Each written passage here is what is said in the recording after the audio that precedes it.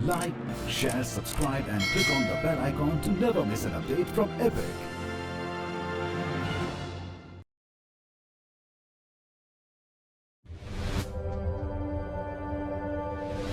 हमारा झंडा इसलिए नहीं फहराता क्योंकि हवा चलती है। यह हर उस जवान की आखिरी सांस से फहराता है जो उसकी रक्षा में अपने प्राण न्योछावर कर देता है।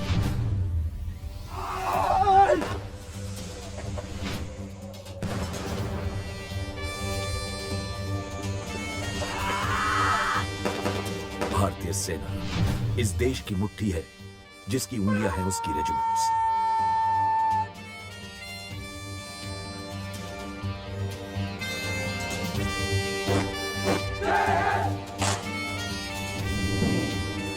हर एक रेजिमेंट सेना परिवार का एक सदस्य है और उनकी जीवनी भी।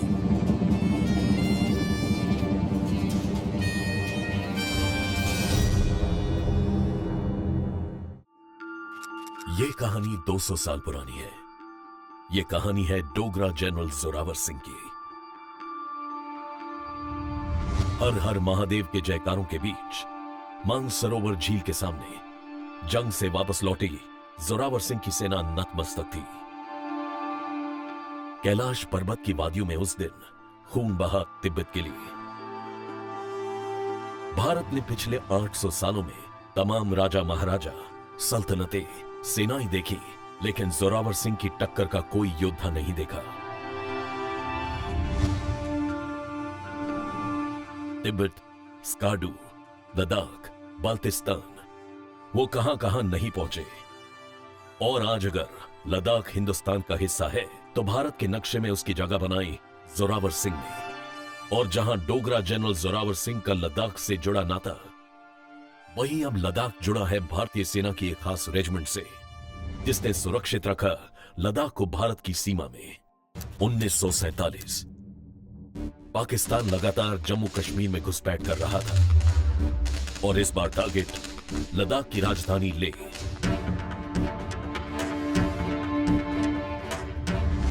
लेह तक पहुंचने का कोई पक्का रास्ता नहीं था। पाकिस्तान उस पर कब्जा करने का मौका तलाश रहा था और लेह को किसी तरह महफूज रखना था। और इस काम के लिए सामने आए दो जांबाज अफसर और भाई, मेजर प्रीति चंद और मेजर खुशल चंद। उन्होंने खुद लेह तक जाने का फैसला लिया और अपने 40 साथियों के साथ एक ऐसा कारनामा कर दिखाया जिसकी कल्पना भी नहीं की जा सकती थी। ठीक जोरावर सिंह की तरह सर्द पहाड़ों में खुद अपना रास्ता बनाते हुए 500 किलोमीटर पैदल चल वो ले पहुंचे। उनका लक्ष्य था एक हवाई पट्टी तैयार करना और दुश्मन के खिलाफ लड़ने के लिए एक सेना खड़ी करना। दोनों काम उन्होंने बखूबी निभाए। 28 मई 1948 को दुनिया की सबसे ऊंची हवाई पट्टी बनकर तैयार हुई और उस पर उतरा रॉयल इंडियन एयरफोर्स का विमान जिसपे खुद मौजूद थे भारतीय सेना के तत्कालीन commander major general K S. Thimayya. और फिर यह हवाई पट्टी जरिया बनी जंग में इस्तेमाल किए जाने वाले साजो सामान के इन ऊंचाइयों तक पहुंचाने का। इस असंभव मिशन को अंजाम देने के लिए दोनों भाइयों को महावीर चक्र से नवाजा गया।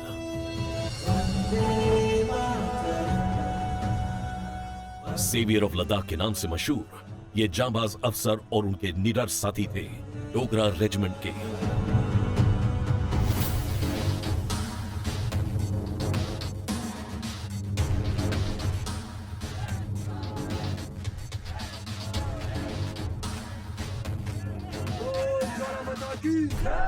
डोगरा रेजिमेंट का गठन भले ही 19वीं सदी की शुरुआत में हुआ, लेकिन इनकी बहादुरी के चर्चे बेहद पुराने हैं। डोगरा जो है एक शब्द जो जिसका उत्पत्ति दो उसके उत्पत्ति के सूत्र बताए जाते हैं। एक तो है कहते हैं दुर्गरा, मतलब दुर्गा माता के उससे जो भक्त थे वो डोगरा हो गए। दूसरा जो सूत्र ज़्यादा रेलेवेंट है और जो ज़्यादा सही माना जाता है वो ये है कि जो पहाड़ों के ऊपर एक पर्टिकुलर एरिया होते थे जिनको बोलते थे डुग्गर, जहाँ पे दो एक छोटी छोटी उनके वो रहने की जगह बनती थी, उसको डुग्गर बोलते थे। तो उससे ये नाम निकला।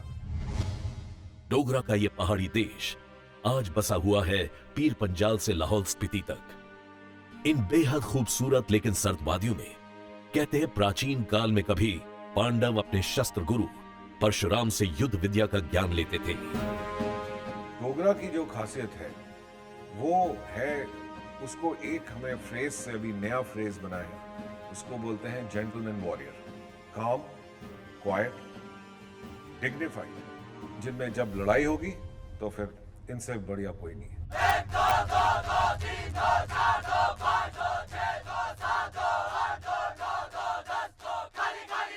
कहने की बात यह है कि इन्फेंट्री में यही माना जाता है कि सबसे ज़्यादा दिमाग और इंटेलिजेंट जवान अगर है तो वो है डोगरा रेजिमेंट का। President Zakir Hussain inspects the Dogra regiment on the occasion of the presentation of colors. It's a proud and memorable day for the Dogras, renowned for courage and chivalry. Dogra समुदाय का सैन्य इतिहास सदियों पुराना रहा। अरसों पहले हिंदुस्तान की जमीन पर हक जमाने वाले हमलावर या कहें घुसपैठी हिंदू कुश की पहाड़ियों की ओर से ही आते थे और डोगरा समुदाय के लोग जो अमूमन इन पहाड़ियों में रहते थे पहली ढाल के समान थे। डोगरा राजवंश हिंदू डोगरा राजपूतों से बना था और इनके राजा थे गुलाब सिंह। गुलाब सिंह महाराजा रंजीत सिंह के दरबार के खास थे और जम्मू कश्मीर का राज्य उन्होंने ही राजा गुलाब सिंह को सौंपा। और खास डोगरा जवानों की पहली सेना 1830 में डोगरा राजा महाराजा गुलाब सिंह ने खड़ी की और राजा गुलाब सिंह की ही फौज के कमांडर थे जोरावर सिंह। 1841 तक तिब्बत, बाल्टिस्तान और लद्दाख के अंदर बहुत ही जंग लड़े और हर एक के अंदर इन्होंने जीत हासिल किया। इस किस्म के जनरल कम ही पैदा होते हैं जो कि इस प्रकार के अपने दिखाते हैं। उनके पास कुछ भी नहीं था लेकिन उनके पास में करेज थी, उनके पास मेंटल ताकत थी और उनके पास में यही डोगरा जवान थे। जहां ये फौज डोगरा राजा गुलाब सिंह ने खुद खड़ी की तो वहीं 1846 में अंग्रेजों ने डोगरा जवानों की एक अलग डोगरा पलटन बनाई। लेकिन स्थायी तौर पर भारतीय सेना के लिए एक पूरी रेजिमेंट ईस्ट इंडिया कंपनी ने तैयार की। बंगाल इन्फेंट्री की 37, 38 और 41 रेजिमेंट को जोड़कर। दूसरे महायुद्ध से पहले, आज़ादी से पहले हमारी डोगरा रेजिमेंट की पलटने एंग्लो अफगान वॉर, पहले महायुद्ध वर्ल्ड वॉर युद्ध, द्वितीय वर्ल्ड वॉर के युद्ध के अंदर बहुत अच्छा प्रदर्शन किया और इसके लिए उनको चंद एक थिएटर ऑनर्स और बैटल ऑनर्स के साथ सम्मानित किया गया। हमें 3 व्यक्तिगत रूप से बहादुरी दिखाने के लिए विक्टोरिया क्रॉस और 38 मिलिट्री क्रॉस के साथ सम्मानित किया गया। आज इस रेजिमेंट के जवान जम्मू कश्मीर, पंजाब और हिमाचल प्रदेश के पहाड़ी इलाकों से आते हैं। जो हमारे जवान जिस स्टॉक से आते हैं उनका क्या है, उनके रग रग में फौज है।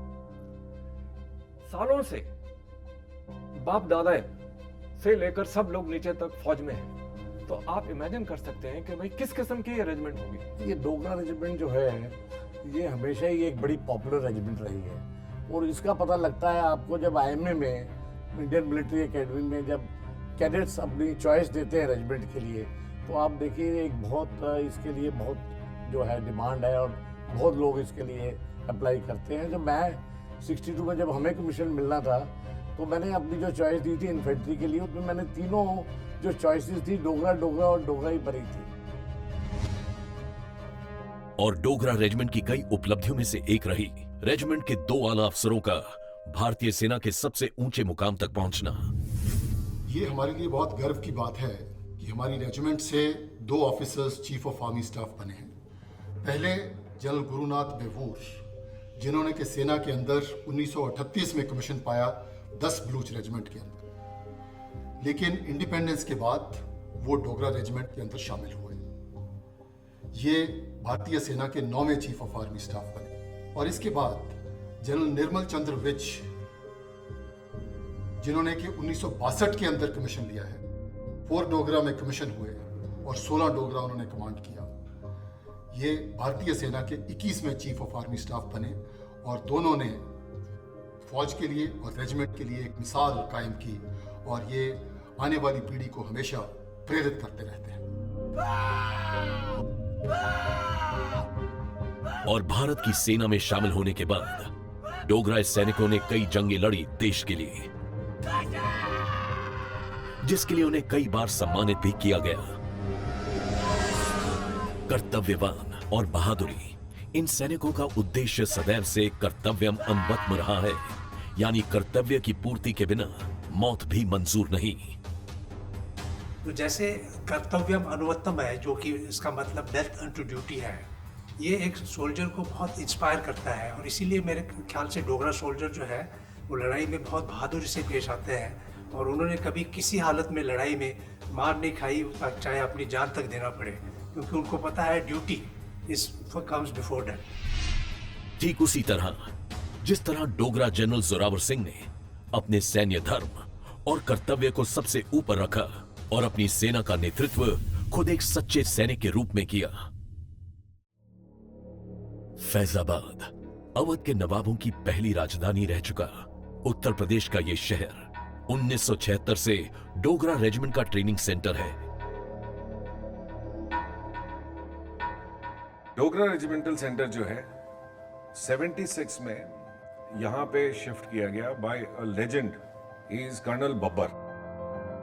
मैं इसको फख्र से कह सकता हूं, गर्व से, कि ये सबसे बढ़िया रेजिमेंटल सेंटर है इन द सेंस कि ये जो डिप्लॉयमेंट है इसकी, इतना बड़ा इलाका इतना बढ़िया तरीके से बिखरा के जो खड़ा किया गया कि आज हम नई चीज शुरू करते हैं, हमें कोई प्रॉब्लम नहीं है, हर तरह की चीज यहाँ मौजूद है।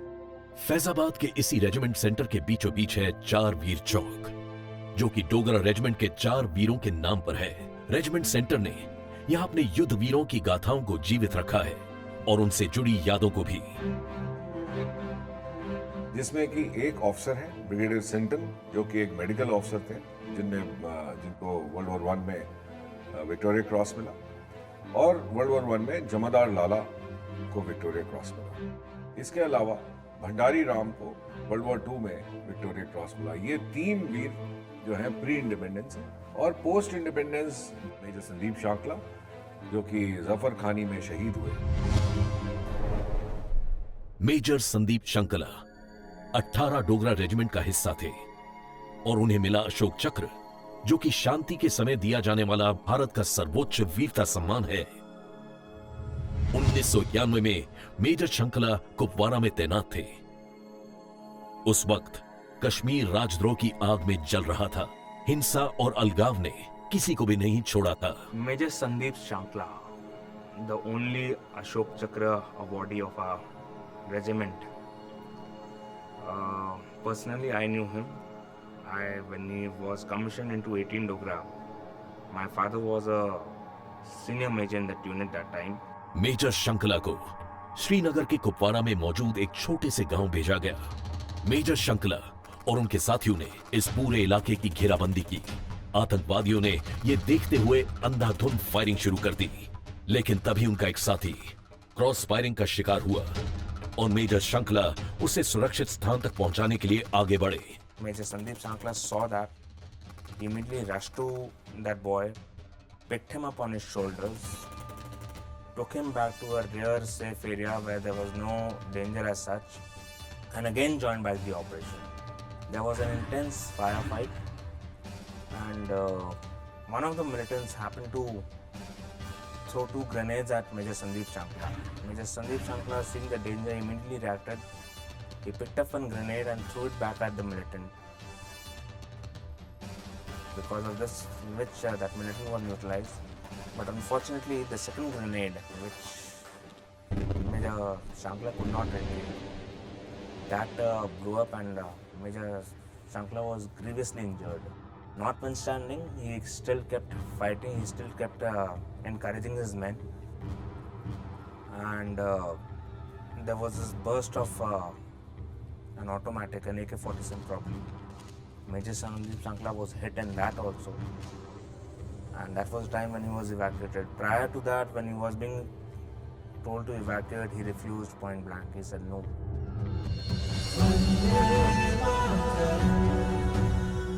अशोक चक्र शांति के समय दिए जाने वाला वो सर्वोच्च वीरता सम्मान है और मरणोपरांत मेजर संदीप श्रृंखला को इससे नवाजा गया। मेजर श्रृंखला की शादी हुए महज 6 महीने ही हुए थे और उनकी पत्नी ने बड़ी ही बहादुरी और गर्व के साथ उनका यह सम्मान अपने हाथों में लिया। सेना ने भी उनके शहर पंचकुला में उनके नाम का शहीद स्मारक बनाया ताकि आगे आने वाली पीढ़ियां भी जब भी यहां से गुजरे तो उन्हें इस बहादुरी की दास्तान सुनाई जाए।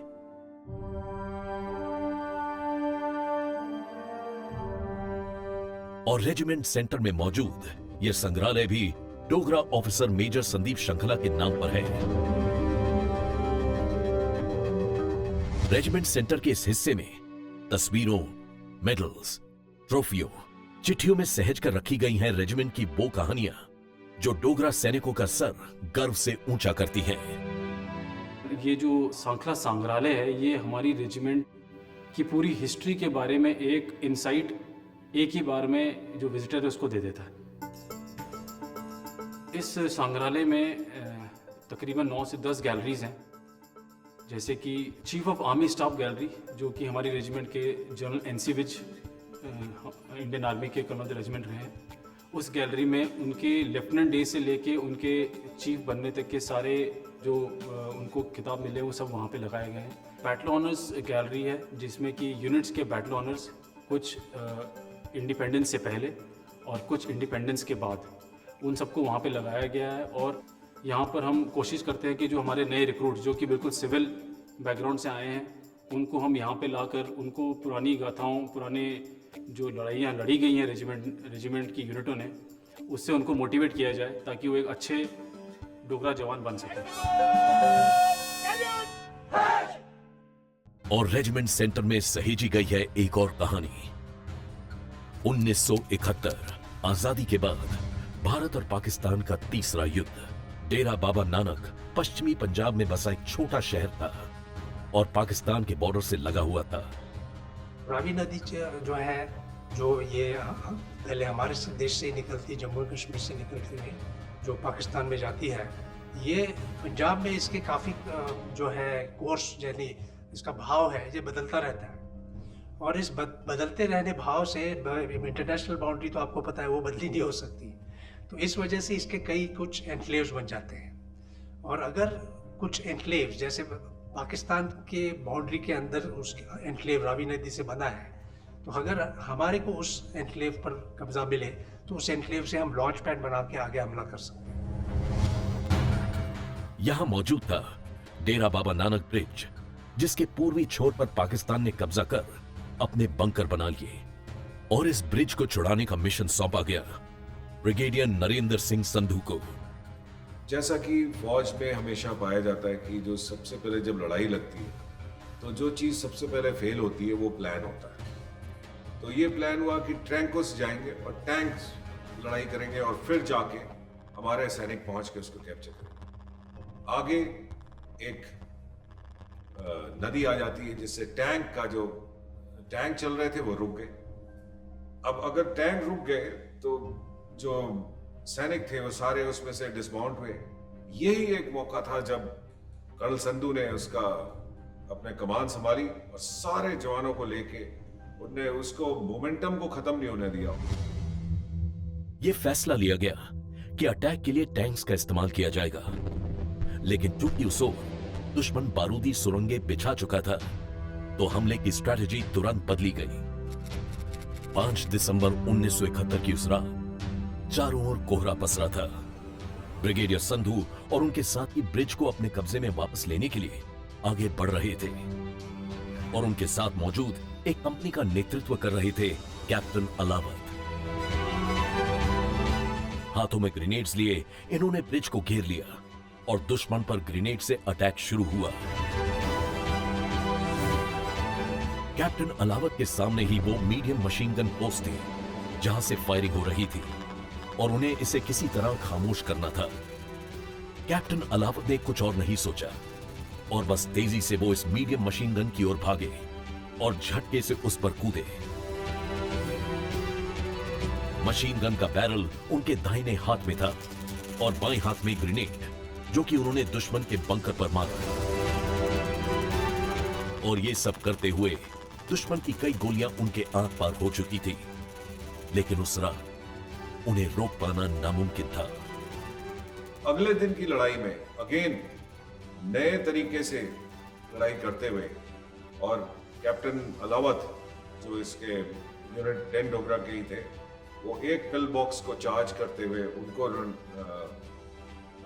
मतलब रणगति प्राप्त हुई, वो मरे। और उनको, इन दोनों को, इनफैक्ट कर्नल संधू को जो सीओ थे और कैप्टन अलावत को MVC से नवाजा गया। कैप्टन DS अलावत और ब्रिगेडियर संधू को महावीर चक्र से सम्मानित किया गया।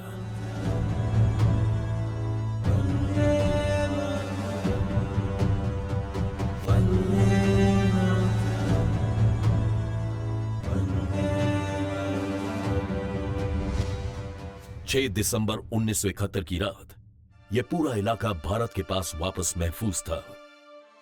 साथ ही डोगरा रेजिमेंट को डेरा बाबा नानक का युद्ध सम्मान भी मिला। डोगरा रेजिमेंट 1995 से लेकर आज तक आतंकवाद का भी डटकर मुकाबला कर रही है। बॉर्डर पर तैनात डोगरा रेजिमेंट की कई बटालियंस ने यहां कट्टर खूंखार आतंकवादियों का सामना किया है। 11 जुलाई 1997 नौगाम में पोस्टेड थी रेजिमेंट की एक छोटी यूनिट। नौगाम बारामुल्ला और कुपवारा के बॉर्डर पर मौजूद लाइन ऑफ कंट्रोल का एक गांव था, और यहां पर 5 जवानों की एक शॉर्ट पेट्रोल को लीड कर रहे थे कर्नल अनिल कुमार, जिन्होंने अपने साथियों के साथ 8 से 9 मिलिटेंट्स पर जवाबी हमला किया, जिनको साथ मिल रहा था पाकिस्तान की मोटर शेलिंग का। तो 3 जवानों को ऊपर रखा और एक जवान अपना भीम सिंह को साथ में लेके हम लोगों ने दोनों के दोनों री एंट्रेंट में क्रॉल करते हुए उतरे। री एंट्रेंट यानी कि नाले में 2 टाइप की वेजिटेशन थी। एक थी वाइल्ड रोजवुड जिसको जंगली गुलाब बोलते हैं, और रोडोडेंड्रॉन बुशेस। तकरीबन उनकी हाइट 4 से 5 फीट की थी, डेंस थी। तो वो लोग कहाँ पर है नज़र नहीं आ रहा था, लेकिन जनरल डायरेक्शन से आपको पता लग जाता कि फायर वहाँ आ रहा है। लेकिन आपको पता है कि नाले में जब कोई फायर करता है तो आवाज़ गूंजती है, तो आपको पिन पॉइंट पोजीशन की आपको जानकारी नहीं होती है। इंटेंस फायरिंग के बीच कर्नल अनिल कुमार आगे बढ़े और सामने से मिलिटेंट पर गोलियां चलाई। 2 मिलिटेंट को वो मार चुके थे, लेकिन फिर उनकी एमुनेशन भी खत्म हो गई और अब उन्होंने वार किया पत्थर से। वो पत्थर शायद उसको लगा, क्योंकि वो मेरे ख्याल से 7 या 8 मीटर दूर था। जरूर लगा हो, क्योंकि 2-3 सेकंड के लिए फायर मेरे पास नहीं आया। वो ही 2-3 सेकंड थे जब मैंने डिसाइड किया कि जो पहला वाला मिलिटेंट उसको मारा था वो बिल्कुल नीचे नाले में पड़ा हुआ था, और क्योंकि मैंने पत्थर मारा था उसकी पोजीशन मेरे को पता थी। वेपन उसका उठाया और उस मिलिटेंट को गिरा। उनकी इस बहादुरी के लिए उन्हें कीर्ति चक्र से नवाजा गया। और डोगरा रेजिमेंट का इतिहास साहस और बहादुरी के ऐसे कई कारनामों से भरा हुआ है। आज रेजिमेंट के पास है 9 महावीर चक्र, 37 वीर चक्र, 58 शौर्य चक्र, 11 कीर्ति चक्र, 1 अशोक चक्र, 24 परम विशिष्ट सेवा मेडल, 38 अति विशिष्ट सेवा मेडल, 357 सेना मेडल, 16 युद्ध सेवा मेडल और कई अन्य पुरस्कार। इसके अलावा 1 पद्म भूषण और 2 पद्मश्री। डोगरा रेजिमेंट में जब रिक्रूट्स पहुंचते हैं तो वो सिर्फ एक सपना देखते हैं कि कब वो अपनी रेजिमेंट की यूनिफॉर्म पहनेंगे, और ये सपना पूरा करने के काबिल उन्हें बनाती है रेजिमेंट की ट्रेनिंग, जो कि चौतरफा विकास पर जोर देती है और इन्हें बेहद कठिन चुनौतियों से रूबरू कराती है। यहाँ पर ट्रेनिंग का जो स्ट्रक्चर है उसे 4 लेवल्स में डिसाइड किया है। सबसे पहले नीचे आता है फाउंडेशन कोर्स, दूसरे नंबर पर basic soldiering skills, third advance soldier skills, and ऊपर सबसे ऊपर होता है सॉफ्ट स्किल्स। बेसिक फाउंडेशन में हम 3 चीज़ों पर जोर डालते हैं। सबसे पहला है फिजिकल फिटनेस, दूसरा है मेंटल रोबस्टनेस और तीसरा है मिलिट्री डिसिप्लिन। यहाँ पे हम फिजिकल ट्रेनिंग फिजिकल के 5 कंपोनेंट्स को ध्यान में रखते हुए देते हैं, जैसे speed, strength, coordination, flexibility, endurance, इन सब चीज़ों के रिलेटेड हम एक्सरसाइज करवाते हैं जो कि एक रिक्रूट फिट होकर अपनी रेजिमेंट के लिए एक अच्छा सोल्जर बने। 41 हफ्ते की लंबी ट्रेनिंग में डोगरा सैनिक वो सीखते हैं जो इन्हें बनाती है बिल्कुल अलग। एक अच्छे सिपाही को सबसे पहले अच्छी फायरिंग आनी चाहिए। दूसरा है उसे ग्राउंड यूज करना आना चाहिए।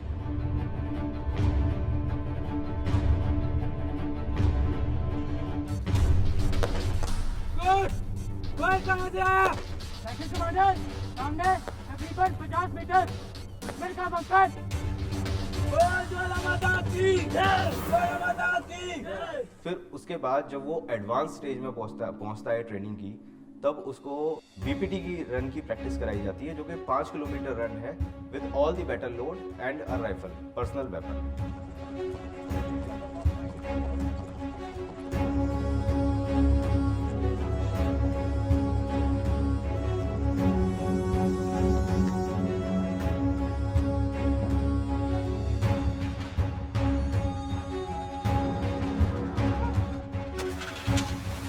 यहाँ पर हम आपको रूम इंटरवेंशन का एक डेमो दिखाने जा रहे हैं। मेरे पीछे आपके सामने जो एक हाउस है वो इस समय टेररिस्ट अटैक में है, यानी कि वहाँ पे अंदर टेररिस्ट घुसे हुए हैं। इस सिचुएशन में हम लोग पूरे एरिया को एक कॉर्डन में डालते हैं, मतलब उसका घेराव करते हैं। उसके बाद एक टीम यानी कि एक सेक्शन अंदर जाएगी जो कि टेररिस्ट को मारेगी।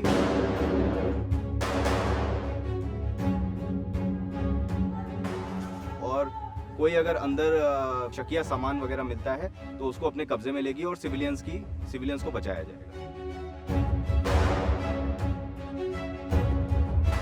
जब आप किसी की नींद तोड़ते हैं, उसका आराम उससे लेते हैं, तब वो उसका दिमाग मजबूत होता है। बॉडी हम फिजिकली मजबूत कर रहे हैं करके, पर जब उसको आप मेंटली तौर पे तोड़ें तब जो मेंटल रोबस्टनेस बनेगी, उसके बाद जो सोल्जर निकल के आएगा वो एक अपने में काबिल तारीफ होगा।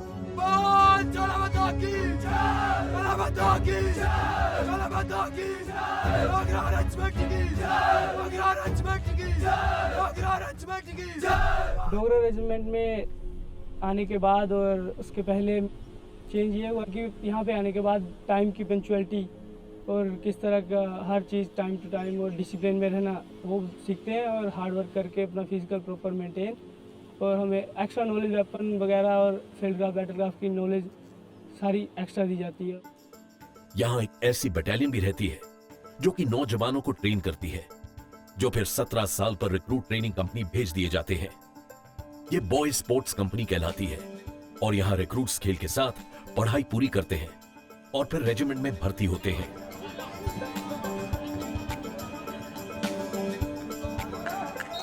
मैं यहाँ पे आया था 14 साल की एज में यहाँ पे आया था। मैं यहाँ पे ओलंपिक मिशन के लिए आया था, मैं इंडिया को रिप्रेजेंट करने के लिए आया था। तो धीरे धीरे मतलब जैसे स्टेट खेली, नेशनल खेला, ट्राई करता गया। अभी धीरे धीरे मतलब स्टार्टिंग में नए नए आए तो दिल तो लगता नहीं था, घर की आदत थी, मम्मी पापा की याद। धीरे धीरे पे रहना शुरू कर दिया, स्टाफ घुल मिल गया उनके साथ, माहौल यहाँ का देख लिया। धीरे धीरे हम काफ़ी एडजस्ट हो गए यहाँ पे। मतलब हमें लगा कि ये हमारा घर है, हमारा वो घर नहीं है। हम छुट्टी काटने से वहाँ पे जाते हैं अपने दूसरे घर। बस हमें जो प्रॉब्लम होती है, छोटे बच्चे आते हैं ना, कभी कभी उनको मम्मी की याद बहुत आती है, तो हमें उनका मम्मी पापा का भी रोल भी करना पड़ता है। कुछ जो सीनियर हैं जो ऑलरेडी भर्ती हो चुके हैं, वो आ जाते हैं, फिर इसको मनाते हैं, हम इसको पुचकारते हैं, फिर वो ठीक है। आजकल मोबाइल है तो मोबाइल से बात कर लेता है। साथ ही उसकी पढ़ाई लिखाई की जिम्मेवारी हम पूरी तौर पे लेते हैं। हम यहाँ उनको पढ़ाते हैं, और जब वो फौज में भर्ती होने लायक हो जाते हैं, यानी कि जब सारे 17 साल की उम्र होती है उनकी, तो उनको हम फौज में भर्ती करते हैं। और यही वजह है कि डोगरा समुदाय में होश संभालते ही नौजवान सेना में भर्ती होना चाहते हैं। लेकिन बच्चों में ये चीज बहुत ही अच्छी लगी कि जैसा भी उनको बताया कोच ने, तो वो एकदम पिकअप करते थे और सर बोलते थे कि हमें अगला स्टेप आप सिखाइए। जो हमारे वॉलीबॉल का आर्मी कैप्टन है आज, वो हमारे बॉय स्पोर्ट्स कंपनी से निकला हुआ है। वो विदेशों में गया है, उसने अपना नाम हमारा ऊंचा किया हुआ है। मैं बताना चाहूँगा कि हमारी रेजिमेंट के सूबेदार मेजर विजय कुमार, जिनको कि सेना ने उनके अच्छे फायरिंग स्टैंडर्ड्स के लिए अति विशिष्ट सेवा मेडल और सेवा मेडल से सम्मानित किया है। उन्होंने 2012 में लंदन ओलंपिक्स के अंदर पिस्टल शूटिंग के अंदर एक सिल्वर मेडल हासिल किया और पूरे देश की ओर से उनको खेल रत्न अवार्ड, राजीव गांधी अवार्ड और पद्मश्री के साथ सम्मानित किया गया है। डोगरा जवानों की ट्रेनिंग भले ही उत्तर प्रदेश में होती है, लेकिन किसी न किसी तरह पहाड़ उन्हें अपनी ओर खींच ही लेते हैं। माउंटेनियरिंग डोगरा रेजिमेंट का एक बड़ा ही पसंदीदा शौक है। हमारे तकरीबन 27 लोग ऐसे हैं जिन्होंने कि 8000 मीटर से ऊपर जो है ऑफिसर, जेसीओ, जवान 8000 मीटर से ऊपर तक की पहाड़ियां जो है क्लाइंब करी हुई। रेजिमेंट के इतिहास में एक खास दिन था साल 2001 में 25 मई, जब डोगरा स्काउट्स के हवलदार मोहिंदर सिंह, हवलदार सीएन बोध, हवलदार नीलचंद, हवलदार प्लादिन जियाचो और हवलदार भागचैन ने एक साथ माउंट एवरेस्ट की चोटी पर चढ़े थे। मेजर प्रेमचंद जो हमारे थे, उनका नाम बहुत ही उल्लेखनीय है। उनने एक वुमेन्स टीम को लेके माउंट एवरेस्ट पे झंडा गाड़ा और इसके लिए इनको कीर्ति चक्र से भी नवाजा गया। कि ये पहाड़ी लोग हैं तो पहाड़ों में ये बिल्कुल खुश रहते हैं। पहाड़ों की दिक्कतें जो बाकी रेजिमेंट्स को होती हैं, ठंड से या हाइट में चढ़ने से या लोड उठाने से, इनको कोई दिक्कत नहीं होती। शिखर तक पहुंचने के लिए साहस, ताकत और हिम्मत चाहिए होती है, फिर चाहे वो शौक हो या जंग का मैदान। और डोगरा रेजिमेंट ने कार्य के प्रति अपने समर्पण से अपनी कर्तव्य निष्ठा और बहादुरी को हर पड़ाव पर दर्शाया है। डोगरा रेजिमेंट की गिनती न सिर्फ भारत में बल्कि अंतर्राष्ट्रीय स्तर पर भी सबसे आधुनिक, कर्तव्यनिष्ठ, अनुभवी और ऐसी सेना के तौर पर होती है जो बिना कुछ मांगे काम पूरा करती है, फिर चाहे वो कहीं भी हो। यूनाइटेड नेशंस की शांति रक्षक सेना के तौर पर डोगरा रेजिमेंट ने कई अरसे काम किया है, जिसमें सियरा लियोन और ईरान भी शामिल थे। हमारी ट्रेनिंग डोगरा रेजिमेंट या बाकी रेजिमेंट की इतनी अच्छी है, हम इतने काबिल हैं कि इसका एग्जाम्पल क्या है कि जब कोई भी प्रॉब्लम होता है इंटरनेशनल बॉर्डर के ऊपर, तो यूएन ऑब्जर्वर दोनों साइड में होते हैं, इराक की साइड में भी, ईरान के साइड में भी। तो ये बट नेचुरल है कि जो आप इराक की साइड में, तो आप इराक को थोड़ा फेवर करेंगे, जो ईरान की साइड में, ईरान का पॉइंट ऑफ व्यू देखेंगे, फेवर करेंगे। लेकिन मेरे सेक्टर के अंदर या किसी और सेक्टर के अंदर, और खास करके देशपुर सेक्टर जहां पर मैं था, इराकी साइड वाले इराकीज खुद कहते थे कि अगर इंडियन आर्मी का जो मेजर है वहां पर या वो कर्नल साहब जो वहां पर हैं, अगर वो कुछ कह रहे हैं हम उनकी बात मानते हैं कि झूठ नहीं बोलेंगे। They are very fair people. So हमारे professional capability was appreciated by everybody.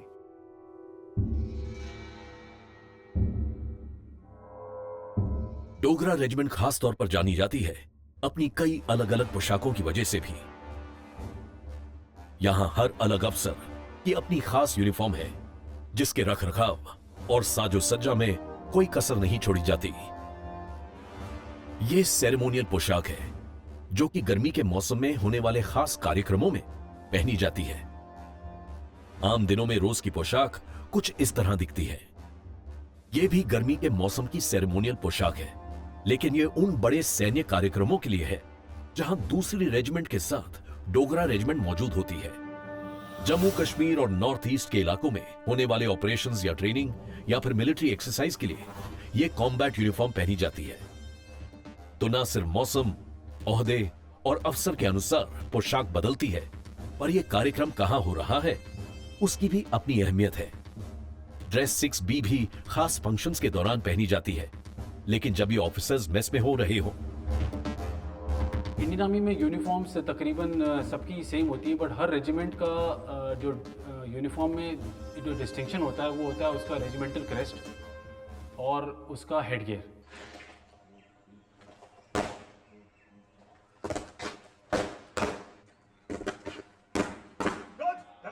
इनको एक पहनावे का इनको शौक है कि हमेशा उनका टर्न आउट, जिसको हम फौज में बोलते हैं, टर्न आउट इनका अव्वल दर्जे का रहे। देखने वाला बोले, हमेशा बोलते हैं बांका छबीला जवान है डोगरा का। इसके साथ ही बड़ी रोचक है कहानी रेजिमेंट के ध्वज की। जब दूसरे विश्व युद्ध के दौरान सैनिक पहुंचे कोटा बारू और वहां दर्ज की गई जीत सदा के लिए अंकित हो गई उनके झंडे पर। आज के समय का मलेशिया तब मलया कहलाता था और कोटा बारू मलया का वो हिस्सा था जो समुद्र तट पर था। कांटेदार तारों और बारूदी सुरंगों से सुरक्षित रखा गया यह हिस्सा 3/17 डोगरा रेजिमेंट की निगरानी में था। यह रेजिमेंट ब्रिटिश आर्मी का हिस्सा थी और जापानियों के विरुद्ध लड़ रही थी। वहाँ पे उनको एक एरोड्रम को डिफेंस करने का टास्क मिला था इस बीच के ऊपर, जो कि एक बहुत ही स्ट्रैटेजिकली इम्पोर्टेंट एरोड्रम था। अगर वो हम गंवा देते तो जापानीज डिविजन्स को अपनी जो रसद और जो रीसप्लाई है उसको लाने में और भी आसानी रहती है।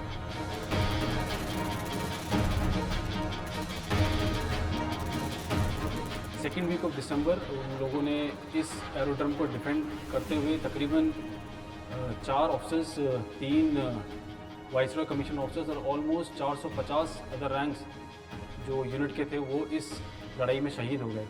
बट इस लड़ाई के दौरान उन्होंने तकरीबन 3500 जापानीज सोल्जर्स को मार गिराया, जो कि एक काबिल तारीफ बात है। इसी को मद्देनजर रखते हुए 3 डोगरा को बैटल ऑनर कोटा बारू से भी नवाजा गया। इस युद्ध में डोगरा रेजिमेंट के साहस और बहादुरी को एक मिसाल के तौर पर अंकित किया गया रेजिमेंट के ध्वज पर, जिसमें पंजा उठाए एक मलियन टाइगर पैनी नजरों से पीछे देख रहा है, मानो दुश्मन को ललकारते हुए। साथ ही रेजिमेंट की सबसे पुरानी 37, 38 और 41 डोगरा बटालियंस के रंगों की धारियां लाल, नीली और पीली। जो इंडियन आर्मी इथॉस है, नाम नमक निशान, तो जिसको हम निशान मानते हैं। निशान जो होता है वो फ्लैग से स्टार्ट होता है। तो एक तो फ्लैग हमारा निशान होता है, वो जो कि प्रोमिनेंट है, फ्लैग के लिए लड़ाई होती है। और उसमें हमारा सिंह जो है, जो मलायन टाइगर है, वो हमारा एक आइकन है। उसमें एक थोड़ा सा चेंज किया गया, बिकॉज जो बाघ होता है उसकी पूंछ कभी ऊपर की तरफ ऐसे घूमी हुई नहीं होती है, लेकिन उसको बैच में, उसको इंसिग्निया में डालने के लिए उसकी पूंछ को हम लोगों ने थोड़ा सा ऊपर घुमा दिया, अदरवाइज बाघ की पूंछ हमेशा सीधी रहती है। बाघ मां दुर्गा का भी वाहन और मां दुर्गा पहाड़ों में रहने वालों की सबसे प्रिय देवी। डोगरा की वादियों में दुर्गा मां की भक्ति बसी हुई है और उनके चिन्ह में यह बाघ उनकी भक्ति को भी दर्शाता है। यही वजह है कि रेजिमेंट का युद्ध घोष भी ज्वाला माता का आवाहन करता है। ज्वाला माता इन पहाड़ियों में दुर्गा माता का ही दूसरा स्वरूप है और ज्वाला माता की जय सुनते ही इनकी रगों में दौड़ती भक्ति जुनून बन जाती है। अलग अलग जंगों के दौरान जब जब भी ज्वाला माता की जय की पुकार हुई है, वहां हमेशा हमें फतेह मिली। डोगरा सैनिक जब ज्वाला माता की जय पुकारता है तो उस समय वो अपनी पर्सनल सेफ्टी, अपने परिवार की सोच पूछ, वो सब पीछे छोड़ देता है और केवल एक ही दिशा के अंदर अपने देश के लिए, अपनी रेजिमेंट के लिए, अपनी सेना के लिए वो अपनी जान निछावर करने के लिए भी तैयार हो जाता है। और यही श्रद्धा और विश्वास डोगरा सैनिकों में है। उनकी आस्था उनका कवच बनकर उनकी रक्षा करती है और उन्हें शक्ति देती है चुनौतियों से लड़ने की।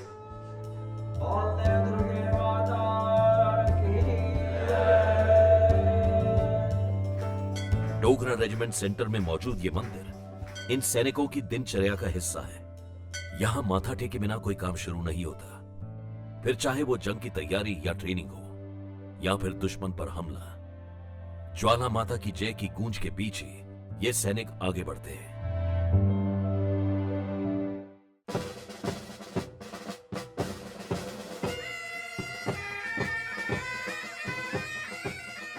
डोगरा सैनिक अपने सारे काम इतनी सरलता, सहजता से कर जाते हैं कि लगता है मानो इन्हें कोई तकलीफ हुई ही नहीं होगी।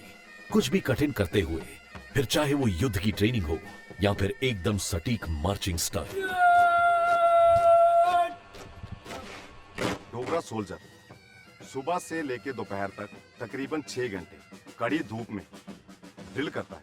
उसके बाद दोपहर को 4 बजे से लेकर 5 बजे तक प्रॉपर इनका मार्चिंग, छोटी छोटी गलतियों और बारीकी से इनको तराशा जाता है।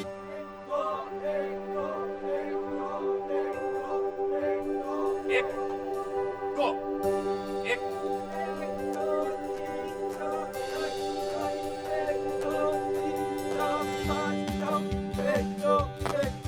डोगरा रेजिमेंट इंडियन आर्मी में तो छोड़ो, वर्ल्ड में डोगरा रेजिमेंट की ड्रिल मानी हुई है। जिस तरह से पहाड़ों में रहने वालों की जिंदगी बेहद सरल और सादी होती है, उसी तरह डोगरा रेजिमेंट भी बेहद संतुष्ट, अपने साथियों के साथ खुश और कर्तव्य के प्रति पूरी तरह समर्पित फौज है। ये लोग केयरिंग और काफ़ी आपस में इनकी फैमिलीज बड़ी अच्छी निट हैं और ये काफ़ी फैमिली टाइप के लोग हैं, मतलब जो एक परिवार में अच्छे से रहना चाहे। तो जब ये परिवार में रहते हैं तो बड़े प्रेम से रहते हैं और इसलिए ये ज़्यादातर इन हमारे यूनिट्स में भी कोई ज़्यादा इनके साथ डिसिप्लिन की प्रॉब्लम नहीं आती, अनुशासन की प्रॉब्लम नहीं आती है। अनुशासन इनमें है ऑलरेडी।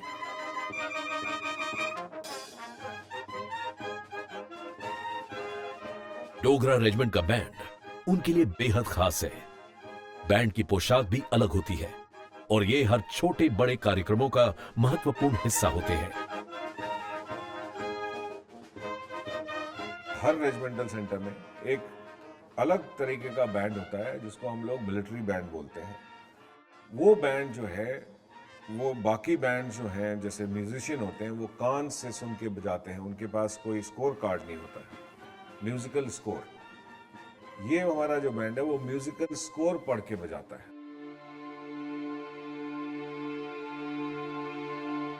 और यहां बनाए रिश्ते ही इन सैनिकों की हिम्मत बनते हैं। साथ साथ कठिन ट्रेनिंग को पूरा करना, जानलेवा मिशंस में एक दूसरे के साथ रहना, अपने परिवार ऐशो आराम से दूर दुर्गम परिस्थितियों में निगरानी करना तभी मुमकिन हो पाता है जब एक दूसरे का साथ हो।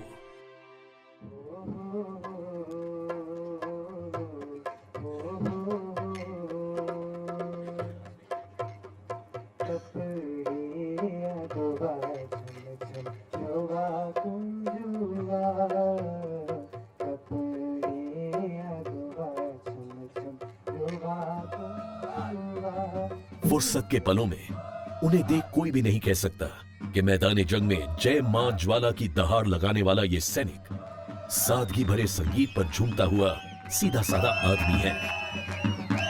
और जिस तरह दुर्गा मां की ज्वाला ने अधर्म और अन्याय का सदैव सर्वनाश किया है, वैसे ही सैन्य धर्म को सबसे ऊपर रखते हुए डोगरा रेजिमेंट ने अपने अंदर हर सूरत में जीतने की ज्वाला को बरकरार रखा है। न बुझती है कभी ये ज्वाला, न ही कम होता है डोगरा रेजिमेंट का शौर्य, साहस और पराक्रम।